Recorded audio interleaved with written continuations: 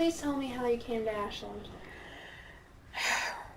In 1983, my husband and I lived in Fredericksburg, Virginia, and we both worked at Mary Washington Hospital. My husband was going to work for Virginia Power up at North Anna, the nuclear power station. And I wanted to live in the Fan of Richmond, because I'm from the Richmond area, and my husband wanted to live in Louisa. And there was no way in the world I was going to live in Louisa. So Ashland was our compromise, because I worked in the Fan. So we picked a midpoint that we could both stand. I could live in a small town. He could live in a small town. He didn't want to live in a city, and I wasn't going to live in the country. So it was sort of an accident, really. A good one. What was your first impression of Ashland? I'll tell you a little story that is really my first impression of after we moved here. We loved all the houses we looked at when we moved here, and we moved into the house we moved into primarily because it was springtime and there was a weeping cherry tree in the front yard. And it was maybe not the best house we saw all day, but it was the prettiest yard, so we ended up moving for the cherry tree, literally. But when we'd only been here about a week, and I worked the midnight shift at a hospital in Richmond, and I came home from work one morning, and there was a big Irish setter in my yard. Pretty dog, but it looked like it had perhaps been hit by a car. It was limping, and I could not get my hands on it for anything. And at that time, the neighbor across the street from me had a lot of property and had a farmhand who used to work in the back, and I asked him what to do, and he said, well, call up to town hall, they can tell you. So I called over here and explained where I lived and what was going on, and the woman said, oh, you must be those new people that live in that little white house next door to Mr. and Miss Tompkins. Well, that's Miss Funk's dog, and it has arthritis, and if you call her, she'll be thrilled. So I looked her up in the book and called her, and she said, oh, you must be those new people that live in that little white house next. So my immediate impression was everybody knew everybody and everything about everybody, but like home, and everybody does know everybody, and it is like home. Who do you think were Ashland's most colorful characters? Well, certainly Dick Gillis would be one of Ashland's most colorful characters. He used to say, it's a great day in the center of the universe. He used to say that all the time. And she'll probably kill me for saying it, but Roseanne Schauf is probably one of our most colorful characters. So, what activities did you do? What kind of recreation did you find in Ashland? When we first moved here, I have to say we weren't involved in a whole lot of activities, primarily because we had a small child, and the way that people are, they're involved with their kids. But we always went to the Strawberry Fair. We always walked. We knew our neighbors from walking and riding our bikes. That was pretty much it. What was the experience of raising a child in Ashland? Oh, it was absolutely Mayberry. You know, I grew up on Andy Griffith. That was where I learned my social structure from, and it was exactly like that. My daughter met her best friend for all of her growing up on the day we moved here. Megan, my daughter, was a year old when we moved here, and the neighbors across the street had a 6-month-old girl, and they were friends all of their lives. In fact, when Megan was about 9, my neighbor called and said, look out your front window, and Megan and Leslie were punching each other out in the middle of the street in front of the houses. You know, so we had to go out and part them. But it was such a neighborhood, you know, we all knew each other's kids, and everybody knew what everybody else's kids were up to, and we were within walking distance of school, and there were always things for her to do and friends, and you always felt that you knew everybody, and it felt as safe as it should feel when people are raising a child in a community. What school did your daughter attend? She went to Henry Clay, and then Gandy, and then Patrick Henry. Did you like her education? I did. I mean, Megan was very happy. We when we first came here, we were a little leery of public schools, and we were thinking about private school, but we decided to try Henry Clay for a year to see how it went, and we never pulled her out of public schools. We were thrilled with her teachers and the experiences she had. And when she was in high school, she was in show choir, and that really brought her out and helped her develop some self-confidence. We always had great experiences here. What about the local businesses? What were your first impression of those? I think I shopped in Peebles from the day I moved here on. We did do shopping in Richmond and around the area, but we always, I live on the same street as Charles and Kathy Waldrop, who own Cross Brothers, so we bought our groceries from Cross Brothers literally from the first day we came here, and I don't know anywhere else in the world where you could get a Wonder Roast chicken by calling up and saying, would you bring me one of those on your way home? Which they often do, or often have. The coffee and tea has been a central part of our experience here. My daughter worked there, and it's where I've stopped for coffee almost every morning in my life for the last 10 years. We've always been big users of local businesses, and we've always had happy experiences with them. We're big users of the Ace Hardware because, again, Robert lives on my street too. So it's just, the thing about local businesses is that local businesses are your neighbors and they're your friends, so you don't shop at them. It makes the experience really different. It's not. I went in the Ace Hardware one day years ago, and before Robert was the owner, and there was an older guy named Al who used to work in there, and I walked in for 2 little screws that I needed for something.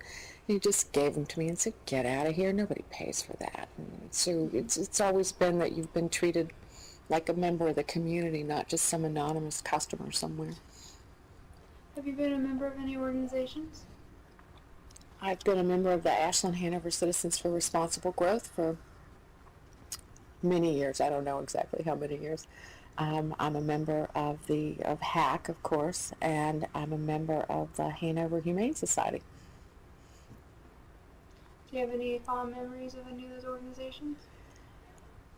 Well, the Citizens for Responsible Growth helped me get here. They don't, of course, support candidates because they're a nonprofit group, but those are some of the smartest folks I've ever known and some of the most committed to their community.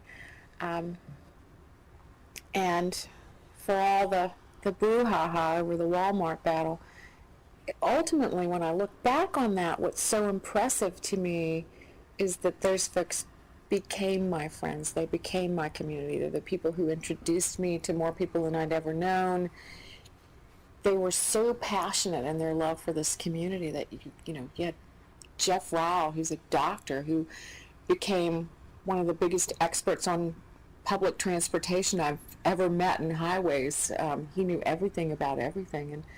And those folks, it seems to me, are what Ashland is, that they're the people who love their community so passionately that they'd be willing to dress up like gorillas and stand on street corners to keep things from happening that they didn't want. And I think, too, we took a bad rap there towards the end because we were called the Pink Flamingos, and that all started because there was a tradition in the Richmond area that local churches would buy up those tacky plastic pink flamingos, and you'd walk out on your lawn one morning and you might have 25 of them on your lawn.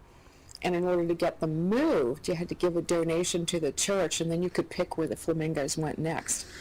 And we loved those things. We thought they were great. And so we had tons of them, and they were all over Ashland.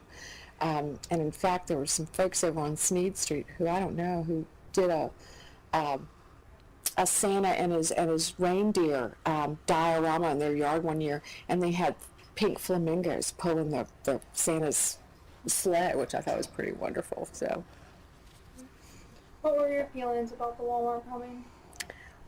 Well, clearly I wasn't for it, and it was it was a very complicated thing. It was never a one or the other issue that I think most of us felt. I mean, there are a lot of issues there. Most of us don't like what Walmart does as corporate policy. It has nothing to do with local folks who work or shop in Walmart.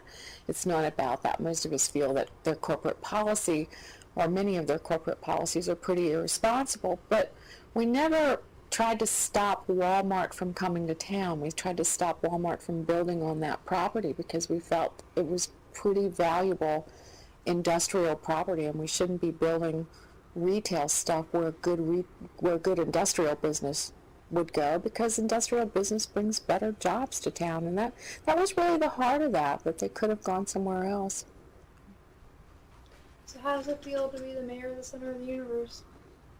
Ask me on any day and there'll be a different answer.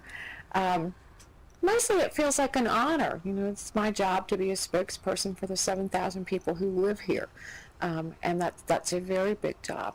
And when people trust you enough to do that, and I'm entering into my 5th year of that, it's a huge honor. Then there's the other piece of it, which is learning that your job sometimes and very often is to say no to people that you care about. You know, this is not an easy job where you get to give people everything they want and sometimes everything they need. That you have to follow the law, and you have to think of the greater good. And it's difficult to sit up there lots of times and tell people who have very good reasons for wanting what they want that you're not going to be able to do it. And then sometimes it feels wonderful to be out there fighting the great battles and the little battles for people that you love very much. And some of those people I love very much I know, and some I don't. When did you become involved with politics in Ashland? During the Walmart battle. I had always voted. I had always gone to the forums. Didn't know a lot of the players.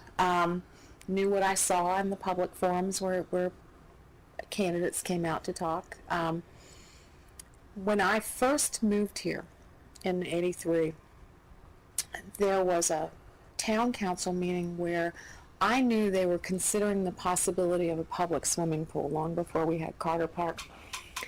And I went to that meeting, and I didn't know any of the council members, and in fact I didn't know anybody there at all. And there was a council member who brought forward the possibility of having a town pool, and Dick Gillis said from the podium, no, we brought that up right after World War II and nobody wanted a pool, we're not doing it now. And I knew I had entered into a different realm of politics where people thought about things in very longitudinal ways and not necessarily, change wasn't happening quickly. So I over the years came to a few council meetings when there were issues that I was interested in, but I wasn't very much involved in local politics at all until the Walmart issue.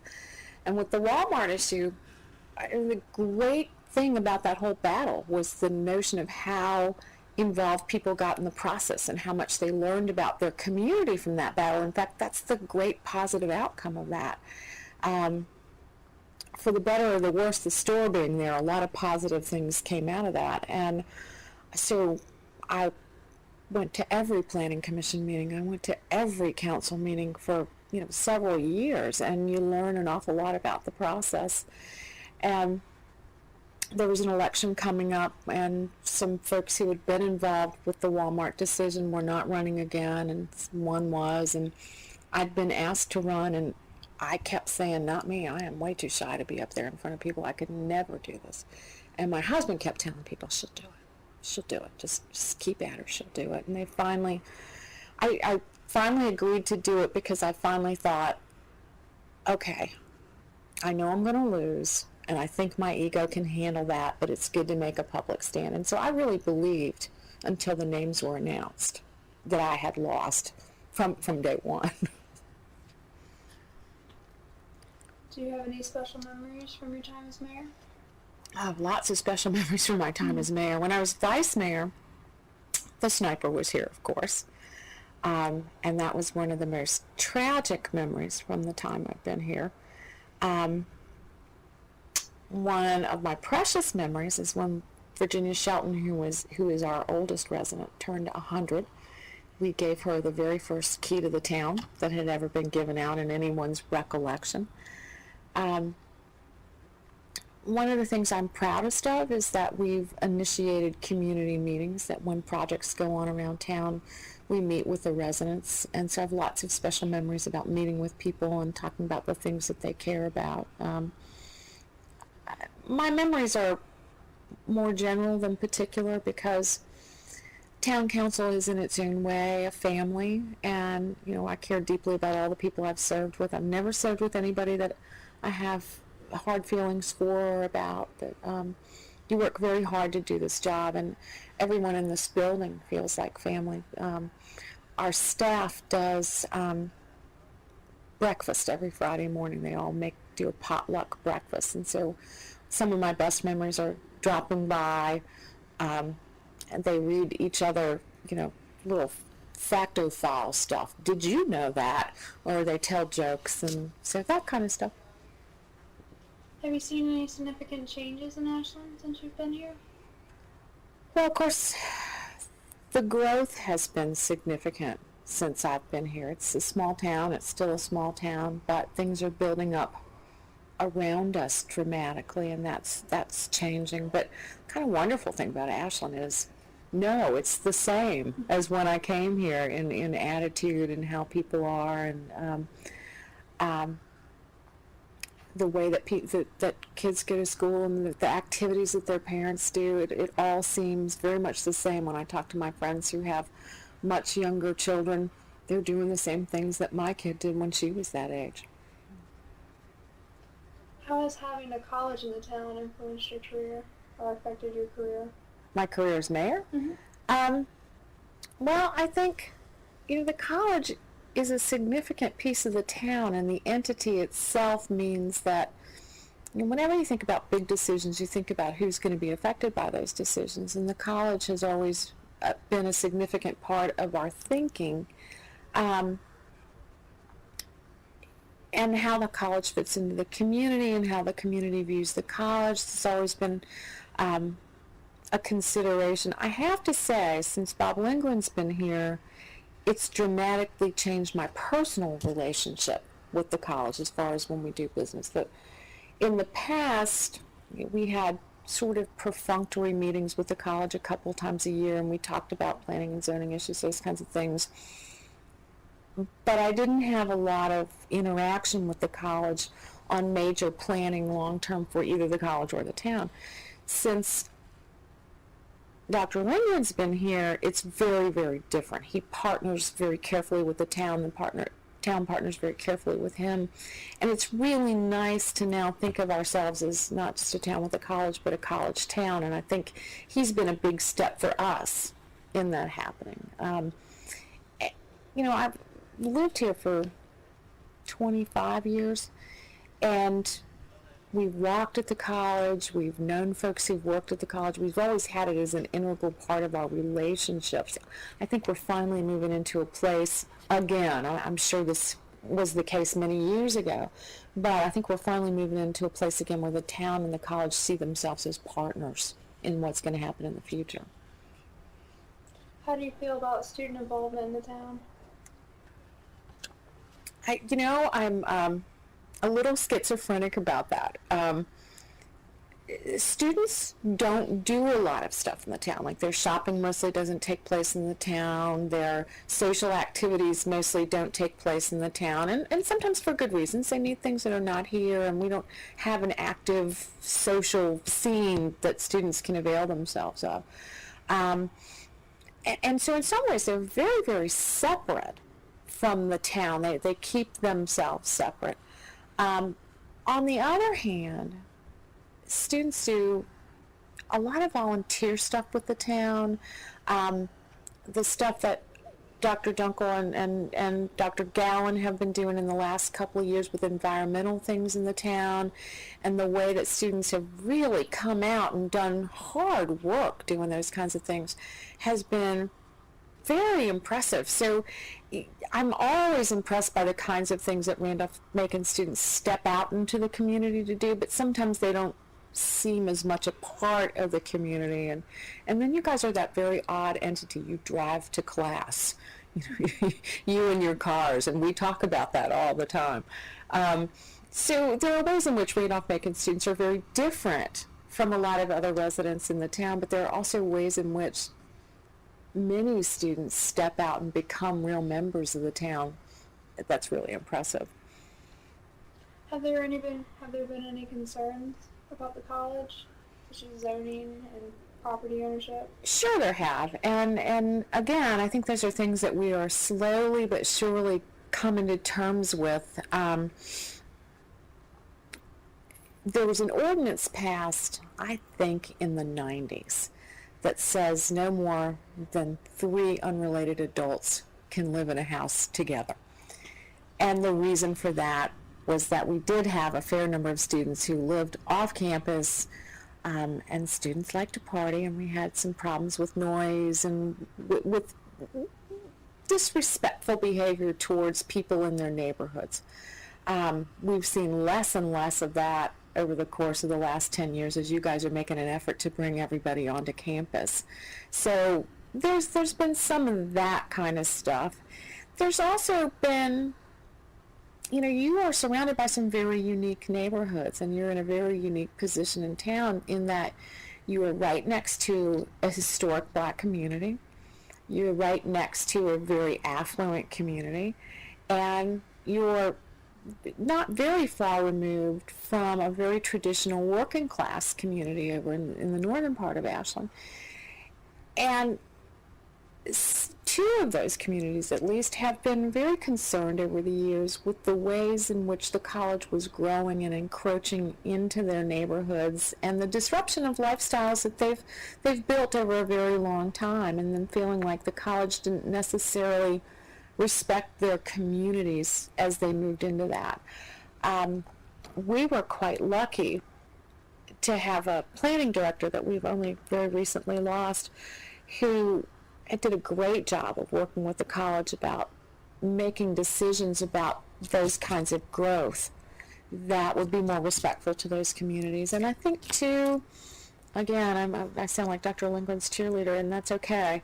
He's been very good since he got here about understanding how people feel when you're moving into their communities or when you're touching their communities. And so I think that those concerns and those problems are becoming less and less. And honestly, nobody's called me with a complaint like that in some time. So, and that's considerable, because I used to get a lot of those when I first came on the council. What about the master plan for the college? Do you have any thoughts about that? I think it's all pretty good and pretty wonderful. I teach at a college as well, and I know that there are good ways for colleges to grow and not so good ways for colleges to grow. And historically, what a lot of colleges have done is bought up property that was on the tax rolls, taken that property off the tax rolls. The town, the area is not getting any money, and all that happens really is the college gets bigger, but it doesn't necessarily influence in a positive way what's happening otherwise in the town. And I think the terrific thing about the master plan now is that the college didn't create it in a vacuum. The college called in all the stakeholders and said, what do you need for this to work? And so it seems to me that the long-term plans this time don't just benefit the college in a way that perhaps the town would get some spillover benefit from. But this time, the plan is set up in such a way that everybody benefits as the college grows. And so it's that whole partnership thing. We were invited into that process from the very beginning, and I feel that people really believe that in the town that they've been included. And so if there are problems with it, they're problems that we all bought into at the beginning. I don't see those problems, but they're not things that people will feel have been inflicted upon them. What have been your plans for the 150th celebration? Well, I have quite a lot of plans for the 150th celebration. I think the greatest thing about the 150th is that we didn't try and create a new, unique thing that ignored everything we've done all along. Mm-hmm. So the greatest thing is that we've been celebrating all year long. Everything that we traditionally do in Ashland has been a celebration of our birthday. For me, the most fun so far has been the party we had here at Town Hall on the actual day of incorporation, which just happened to fall on a town council day. So we were here already. We had a ton of people. We had birthday cake. I am not a weeper, but there are days when I look around me, and it always happens to me on 4th of July, I look around at this town and see what we are, and I can never get through that one without tears. And I didn't get through that night without tears either. The wonderful party of having so many people just coming here to talk about how they felt about the town. Having there was a man who came to the celebration who was the mayor the year that I was born, was here, and that was really fabulous. So everything's been a big celebration all year long, and we're looking forward to the big party in October. The worst thing, and I'll be on record now saying this, and Sue Watson will hear it, is having to wear Sue's great big birthday hats, when you big 150th birthday hats, because those things are really hard to keep on. You have to kind of stand stiff and straight and tall. But if that's the worst thing I ever have, I don't have much bad. So what are you planning? I know 150 birthday cakes are going to be baked. 150 birthday cakes. We're going to have things for kids. We're going to have live music. We'll probably have some exhibits. The plans aren't finalized yet. The committee's working like crazy on that. But lots of things for kids and families, because that's what we are. We're a town that's about families. So we want to make sure that there are things for adults and there are things for kids, and that there are things for every member of the community. I mean, one of the things that's so important about this community is the kind of diversity that we have, and we want to make sure that there are things that will appeal to all the members of the community, not just some. Tell me more about the diversity in the community. Well, I guess when I say diversity, I mean we have some diversity of races. We have a pretty significant African American community here and a pretty significant Caucasian community. We don't have, as far as I'm aware of, at least a very vocal or very visual communities of other races. But within those two communities, we have rich people, we have poor people, we have middle class people, we have people of all religions, we have people of all sorts of political persuasions. I think we might be the only place I know of in the last political election that went exactly 50-50 on both sides. And what's always interesting to me is that we don't particularly feel divisions among those communities. Most people I know in Ashland have friends that cut across classes, that cut across races, that cut across religions. And I think we're lucky here that we don't have a lot of division within our diversity. And I think in the 2 years ago, we did our very first town-sponsored Black History Month. We've never done that in the history of the town. And I think part of why our work's here is because we try really hard to listen, and we try to do things for everybody and not to the exclusion of anybody. I'm not trying to paint a rainbow picture. We are not perfect here, but we try really hard to make sure that we at least think about what other people need and want as we make decisions. So relatively, race relations have been good? I've never known them to be anything but good. I mean, certainly there are ripples of concern, but when I first ran for council, Jay Pace was the editor of the Herald Progress then, and the letter that the editorial that he published the week after I was elected pointed out that for a small town, at the time we had 2 black members of council, 2 women on council, and 1 old white guy who's still here, and we're pretty fond of that old white guy.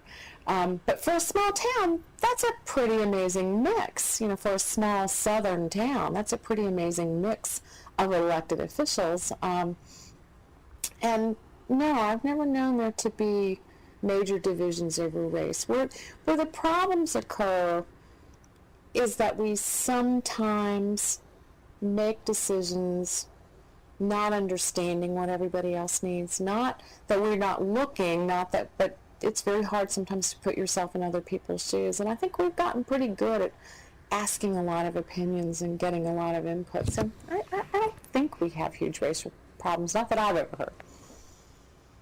How do you feel about the college representation on town council with Dr. Spagna and Anthony Keat, who's no longer on the council? Yeah. Well, that's always been really valuable. I mean, it's only tricky when you've got to have a vote and maybe there's a divided vote over something and two people can't vote because that's the issue. But that could happen with anything. And it's always been very valuable to have good input from the college perspective. You know, Anthony and George were my friends before they were my council colleagues. And so I respected them as people first. And I always knew that whatever they brought from the college came from the same respectful place. So I think it's healthy. I think it's healthy for the college, but I think it's healthy for the rest of us as well. We're always partners. What about the new members of the council? Well, I certainly don't have anything negative to say about the new members of council. I think Terry Abree would bring us a fresh perspective. She's the first African-American woman ever elected to council. She's been involved with the community for years. Ned Henson might be one of the smartest people I've ever met in my life, and that can never be a bad thing. Plus, he's also the comic relief. You know, what you don't know is he's the great jokester who loves to tease and kid all the time. And I think it's good to have new people coming in and you don't ever want any elected body to get too old and too stagnant. And I don't mean old age-wise because I'm going to be there before too long myself. But to get too sedentary. It's good to have a mix-up of new people, and it's great to get new perspectives. So I couldn't be happy. I would like to ask you about your opinions on the train. How does it feel to be the mayor of a town with a train running through it? I don't know how it would feel to be a mayor of a town that didn't have a train running through it. You know, the train is like Ashland. It is the best and the worst of everything that happens here. When CSX first made a decision that they may be considering trying to get the train, the passenger rail off of our tracks, I think what I was quoted in the paper as saying is it's a little bit like having your mother tell you she's not your mother anymore, because we're a train town. It's what we are. It's what we've always been. And the town was built around the railroad, so not having passenger rail here would be devastating not only for transportation reasons, but also for the character of who we are. I love listening to the train at nighttime when everything's quiet. It's probably one of the most romantic things that happens in my life is sitting out on my deck and listening to the train at night, or leaving my window open just a crack in the wintertime so I can still hear it late at night. It's like a sleep sound. On the other hand, we have over 50 to 60 trains a day, and if you're on your way to work and you're in a hurry, you do always seem to get there right as the train gets there, and that's a piece of learning the charm of the town. When we had the issue with the whistles blowing coming through town, and we drove the merchants pretty crazy with the train whistles coming through. I don't think I got that at first, because people were complaining about the train whistles blowing all the time. And, you know, from my house, quarter of a mile away, it sounded pretty good until I was downtown shopping on about the third day and thought, oh my God, I'd be deaf if I had to listen to this all the time. On the other hand, my neighbors across the street, who were Randolph-Macon students themselves over 50 years ago, used to live on the tracks when they were at the college, and the train whistles blew all the time then, and they said they got so used to it that this didn't seem to be much for them. Do you use the train services? I use the train a lot. We go to D.C. every year during the summer, at least for a couple days for vacation, and we travel to New York a couple of times a year. We always take the train. I like the train for any variety of reasons, including the fact that I don't have to drive. But yeah, we're probably some of the most frequent flyers of train travel. What about the plans for the train clock? Couldn't be more excited. Have made my own donation. I think, of course, for the 150th anniversary, we would do something around trains. I mean, it just celebrates exactly what we are. And it's beautiful. Have you heard any stories about any interesting people stepping off the train at the station? I have not, although I guess I've heard rumors about circus trains coming through long before my time, and then there are always those apocryphal stories that you hear third hand that you don't quite know about. Somebody told me about 6 months ago that they saw the FBI arresting somebody and taking them off the train here in Ashland. I guess the funniest story happened fairly recently. This will be an interesting oral history piece. I was doing the proclamation for Train Day because National Train Day just happened to fall on a Saturday, and I arrived at the train station, to an audience of about 10 people for me to read the proclamation to. And there was a drag queen at the train station. And she lives in the Northeast, somewhere far north, and loves trains and comes here every year to watch the train on Train Day. So as I'm talking to some of the elderly, hallowed citizens of Ashland about Train Day, I'm also talking to a drag queen about how cool the trains are. Any questions, Lori? What do you think the future holds for Ashland? I approach the future here with utter optimism, but it's cautious optimism, that what we have here is such a precious, precious thing. A small community where people know one another and people truly care about the future of the community. My husband and I we're at a neighborhood barbecue on the 4th, and a friend of ours from Richmond came out to the barbecue, and she said, I've never been in a place where everybody knew about what was going on around town. Everybody at your barbecue knew about local politics, local people, local everything. And we said, everywhere we go in Ashland is like that, because people love this community so much that they do know everything that's going on. It's why Mrs. Funk knew we were the new people in that little white house. Everybody knows everything about the people around here, and they make it their business. Shouldn't do anything in Ashland you don't want people to know about. But there are fewer and fewer of these precious communities. And as long as people, as not elected officials necessarily, but as long as the citizens of the town pay really close attention and stay really involved, we'll continue to be what we've always been. But with growth happening like it is around the country, with people doing more and more driving to strip malls and that kind of stuff, if people don't pay attention, that's when things could dwindle and we wouldn't have the kind of base that keeps people here. For my final question, what do you think makes Ashland so special? All of it.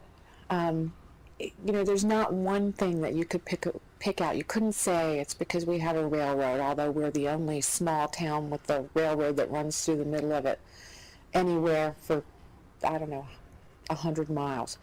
But it's not just the railroads. And you couldn't say it's the small businesses or just the small businesses, because there's lots of places that have small businesses. And you couldn't say it's just the people, because there's great people that live all over the place. It's how all of that comes together here.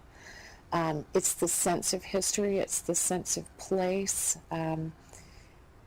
You get into organizations, and I forgot to say earlier that one of my proudest accomplishments of my whole time in Ashland is that I'm a member of the Ashland Women's Club, which is the second oldest women's club in Virginia. You get into a group like that and you realize that people know what happened here 100 years ago because their families were here. And yet they welcome people like me who've only been here for a shorter time, and then you hope at some point your own child will look back and say, yeah, my mother was part of that. Or, it's the sense of history and place, the way it comes together here. It's the whole package. Well, thank you very much. Thank you.